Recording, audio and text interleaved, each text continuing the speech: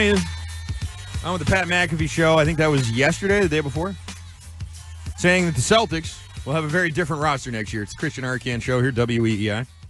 Coming to you live in Boston, Portland, and Saco, Upper Valley, Keene, Brattleboro, Springfield, Worcester, Providence, Cape Cod, and the Islands. If you're not in any of those places, you can stream the show or listen on demand anytime.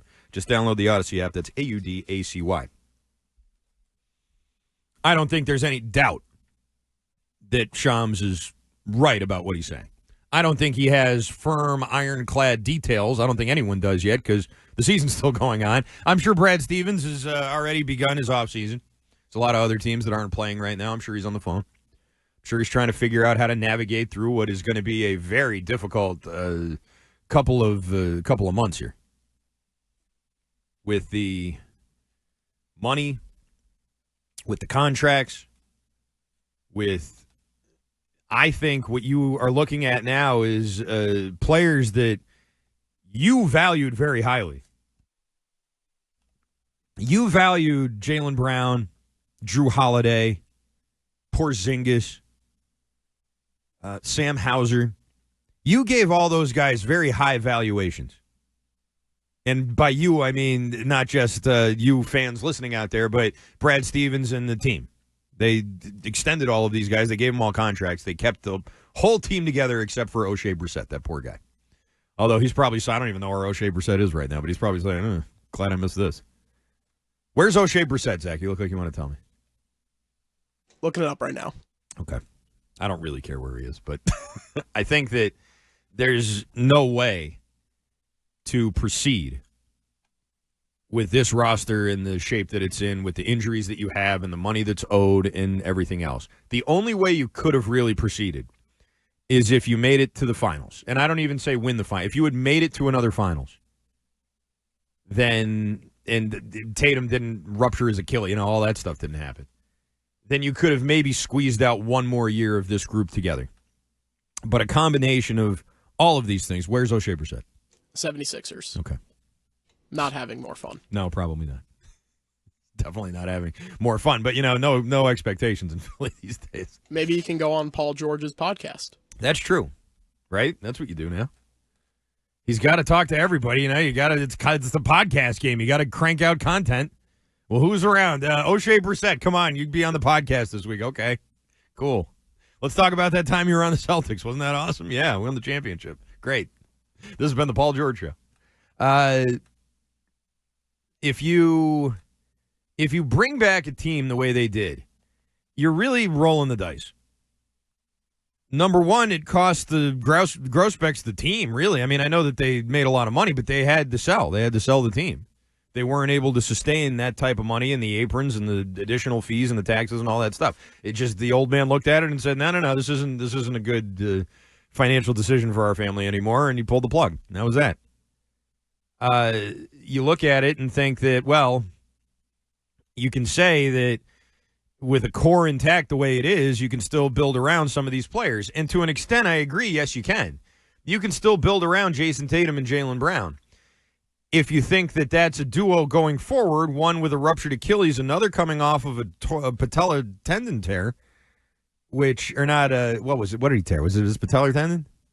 Or no, meniscus. Tore meniscus, excuse me, not patellar tendon. He tore his meniscus, which not all the time, but sometimes has been a career-altering type of injury. That's happened before. Ask Time Lord. Like he had meniscus issues, and they did that quick and dirty surgery so he could play in the playoffs that year, and he hasn't been the same since then. And Jaylen Brown, as much as you like him and as big a fan as you may be of him, is prone to injuries and does seem to have these things pop up at various points. I mean, he plays a rough style of ball, and he does get hurt. Jason Tatum may not be the same after this ruptured Achilles. Everything about this team that you thought and that you were planning for and that I think they were planning for has been turned upside down. And I still think that Celtics fans are a little bit in shock and not really accepting this, not really accepting what's going to happen. I was reading through like Twitter replies, which I know is not a great indicator of humanity, but sometimes that's all you got. And I'm reading what the Shams replies, and they're like, oh, Shams doesn't know about the site. He doesn't know what Brad Stevens. Brad Stevens isn't going to listen to him. And it's like, do you think that they are going to keep this whole team together again for another year? Are you nuts? at Grok, do you think Shams knows what he's talking about? By the way, I cannot stand this. Every time you go on Twitter now, someone says something and someone replies and goes, Grok, is that true? And it's like, is this what we've become now? Is this society? And again, it's Twitter. It's not real society. I get that. But, like, it happens a lot. Sadan Raff, or for the however many times Brian Bayo doesn't make it through the fifth inning. Grok, is this true? Yes. You need Grok to tell you? I'm very concerned by the impact AI is having on young people these days. I think people who are really, like, people are addicted to it. And it's become damaging, I think. And not just on Twitter, I mean everywhere. I know I'm going way off track, but, like it's, Grok, is this true? I don't know. Why don't you think about it for 2 seconds, you idiot? Instead of asking Elon Musk's AI bot, which I'm sure is programmed totally without any kind of bias at all. Sorry for getting political. 617-779-7937. There's your phone number. We'll get more into the Celtics later on in the show. Actually, let's take one call because I just saw a Celtics call pop up on the line. Tino is down the Cape. Hey, Tino. Hey. Hey, Tino. I got a question. Here's my trade proposal. Okay. All right. Trade Holiday, Porzingis, and Brown to the Mavericks for the number 1 pick. For Cooper Flagg, essentially.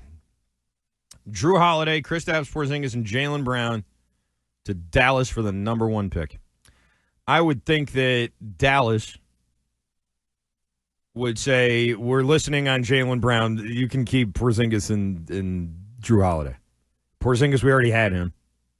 And no one can identify exactly what's wrong with him either, which is still all this time later, and we still haven't gotten a diagnosis on the guy. The season ended 3 weeks ago. No one's going to tell us what's wrong with Porzingis.